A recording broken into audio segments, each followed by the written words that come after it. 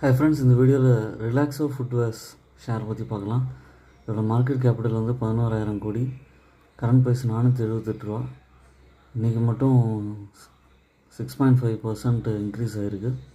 அது காரணம் வந்து ஜிஎஸ்டி 2.0வில் வந்து ஜிஎஸ்டி குறைப்பாங்கிற எக்ஸ்பெக்டேஷன். டிவிடெண்ட் ஈல்டாக 0.59% இருக்குது. Return on equity 8.31%. ஷேர் வந்து ரொம்ப டவுன் ட்ரெண்டில் இருந்துட்டு சைட்வேஸில் ரொம்ப நாளாகவே இருந்திருக்கு. ஹெல்த்தி டிவிடெண்ட் பேட் 40.5% இருக்குது. பட் ஆனால் சேல்ஸ் வந்து கொஞ்சம் டிப்பாக இருக்குது.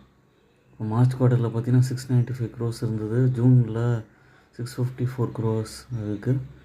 நெட் ப்ராஃபிட் வந்து மார்ச் 25 குவார்ட்டரில் 56 crores இருந்தது, ஜூன் 25 குவார்ட்டரில் 49 crores இறங்கியிருக்கு.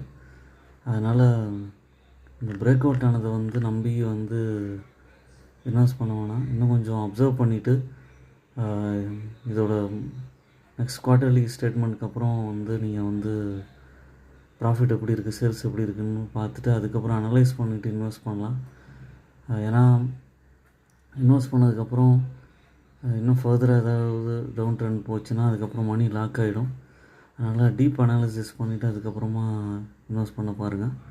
என்னோடய சேனலை சப்ஸ்கிரைப் பண்ணுங்கள், லைக் பண்ணுங்கள், எல்லா வீடியோஸும் பாருங்கள்.